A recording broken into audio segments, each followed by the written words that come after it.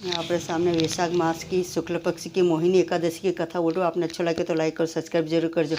वैशाख मास के शुक्ल पक्ष की इस मोहिनी एकादशी को भगवान के पुरुषोत्तम रूप श्री राम की पूजा का विधान है। भगवान की प्रतिमा को स्नान आदि कराकर उत्तम वस्त्र पहनाकर उच्च आसन पर बिठाकर आरती उतारनी चाहिए और मीठे फलों से भोग लगाना चाहिए। तत्पश्चात प्रसाद वितरित कर ब्राह्मणों को भोजन तथा दान दक्षिणा देनी चाहिए। रात्रि में भगवान का कीर्तन करते हुए मूर्ति के समीप ही पृथ्वी पर शयन करना चाहिए। इस व्रत के करने से निंदित कर्मों के पाप से छुटकारा मिल जाता है। बड़े मनोयोग पूर्वक सुन रहे थे युधिष्ठिर ने ये कथाएं। अब उन्होंने विनती भाव से कहा, हे नटवर नागर, वैशाख मास के शुक्ल पक्ष की एकादशी के बारे में भी कथा सहित सब बातें मुझे उसी प्रकार बतलाइए जैसे आपने अब तक बतलाई है। भगवान कृष्ण ने कहा, हे कुंती पुत्र, जब सीता जी के वनवास के बाद रामचंद्र जी बहुत व्यतीत थे तब उन्होंने वशिष्ठ जी से पूछा था कि गुरुदेव, मुझे कोई ऐसा व्रत बतलाइए जिससे समस्त दुखों संतापों और पापों का क्षय होकर मेरे हृदय को शांति मिले। उस समय वशिष्ठ जी ने जो उत्तर दिया वह मैं तुमको सुनाता हूँ।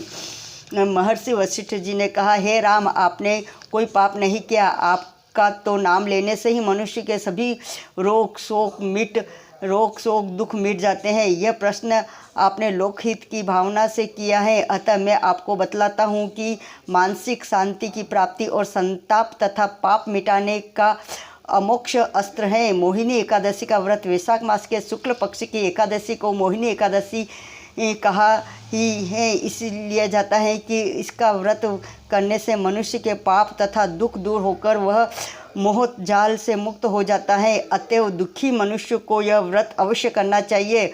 मैं इसकी कथा कहता हूँ, आप ध्यानपूर्वक सुनिए। सरस्वती नदी के किनारे बंसी सुंदर और संपन्न नगरी भद्रावती में धूतिमान नाम का एक चंद्रवंशी राजा राज करता था। उसी नगरी में धन धान्य से परिपूर्ण धनपाल नामक एक वैश्य भी रहता था। वह वैश्य अत्यंत धर्मात्मा एवं विष्णु भक्त था।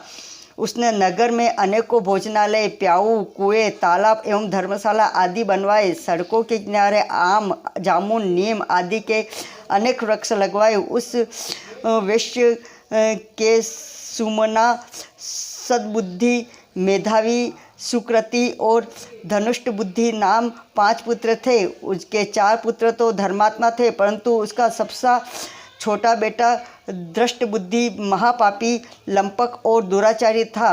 वह वेश्याओं और दुराचारियों मनुष्यों की संगति में रहकर जुआ खेलता, दूसरों की स्त्रियों के साथ भोग विलास करता तथा मन मग्ध पान का सेवन करता था। इस प्रकार अनेक कुकर्मों में फंसकर वह अपने पिता के धन को नष्ट करता था। इन्हीं कारणों से उसके पिता, भाइयों तथा कुटुंबों ने उनको घर से निकाल दिया। घर से निकाल देने के बाद वह धन नष्ट हो जाने पर वेश्याओं तथा दुष्टी संगति साथियों ने उसका साथ छोड़ दिया। अब वह भूख और प्यास से अत्यंत दुखी होकर रहने लगा। तब उसने रात्रि के समय चोरी करना प्रारंभ कर दिया। एक दिन वह पकड़ा गया, परंतु राजा कर्मचारियों ने उसका वेश्य का पुत्र जानकर छोड़ दिया। परंतु जब दूसरी बार पकड़ा गया तो उन्होंने राजा के सामने उपस्थित कर दिया। राजा ने उसे दंडित कर कारागार में बंद कर दिया। कारागार में राजा ने उसको बहुत दुख दिए और फिर नगर से निकाल दिया। अब तो वह वन में रहकर जानवरों के शिकार पर अपना जीवन यापन करने लगा। एक दिन भूख प्यास से व्याकुल वह शिकार का पीछा करते करते कौंडिल्य ऋषि के आश्रम में जा पहुंचा। उस समय वैशाख मास था और कौंडिल्य ऋषि गंगा स्नान करके आ रहे थे।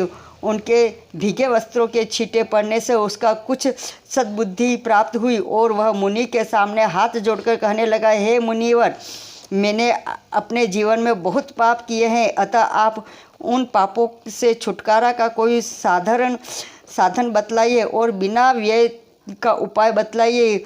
उसके दीन वचन सुनकर ऋषि कहने लगे कि ध्यान देकर सुनो, तुम वैशाख मास के शुक्ल पक्ष की एकादशी का व्रत करो। इस एकादशी का नाम मोहिनी है और इससे तुम्हारे सब पाप नष्ट हो जाएंगे। मुनि के वचन सुनकर वह अत्यंत प्रसन्न हुआ और उनके द्वारा बताई गई विधि के अनुसार उसने मोहिनी एकादशी का व्रत किया। हे राम, इस व्रत का प्रभाव से उसके सब पाप नष्ट हो गए और अंत में वह गरुड़ पर चढ़कर विष्णु लोक गया। इस व्रत से मोह आदि सब नष्ट हो जाते हैं। अतः संसार में इस व्रत के सर्वश्रेष्ठ अन्य कोई व्रत नहीं है। इसके महात्म्य को पढ़ने अथवा सुनने से 1000 गोदान का फल प्राप्त होता है।